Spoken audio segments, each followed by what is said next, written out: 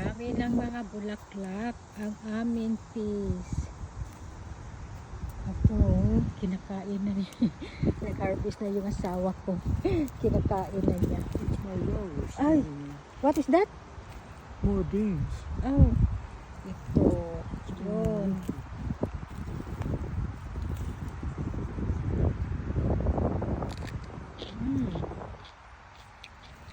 Yan.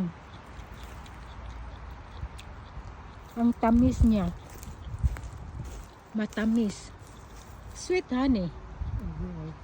Ha? Ito. Nagtanim na naman siya ng beans dito. Hinarvest na niya yung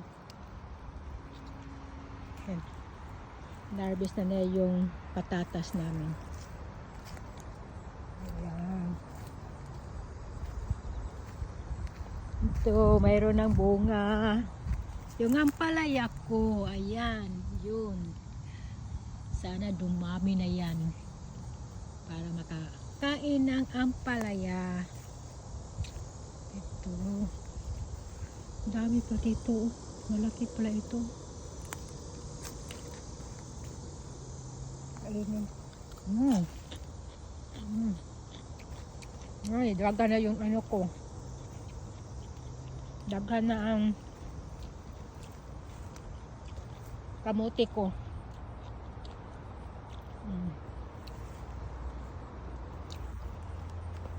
Look at this, honey. There's the bugs. So, ito ang kumakain ng mga dahon. Yata beetles, honey, no? The one?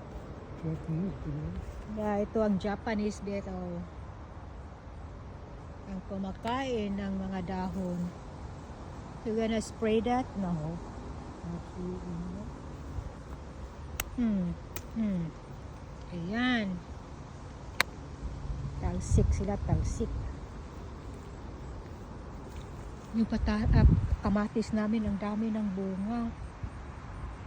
Ayan, mayroong hinog na doon. Dami na. Ito yung ano namin, carrots. Yan ang carrots namin. Maganda ang ano niya. Yan. Maganda. Ito yung asparagus namin.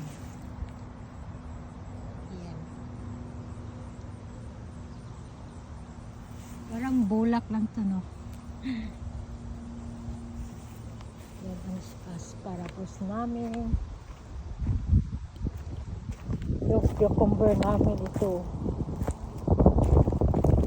Bakit ito namatay yung iba? May bunga na to eh. Doon eh. May bunga na eh. Yung cucumber.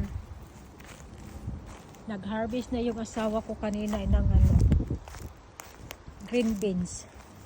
Ito. Dumadami na. Naka-harvest na siya. Yan. Niluto na niya. Dami na naman to. Next step, dami na to. Ano kaya ang tinanim niya dito? Dito na. Ito yung garlic namin. Oh. What did you put in there? Beans. Ayan. Masarap pala ito. Kung kakainin mo lang ng ano, ilagay mo ito sa salad, masarap. Ang tamis. Matamis siya. So, maliit pa. Pwede na to. Pwede itong kainin. Pwede itong kainin. Crunchy. Crunchy siya. Masarap. Ayan. Okay. Bye. Ay na tayo ito. Pwede na to. Ayan. Pwede na yung kainin. Ayan.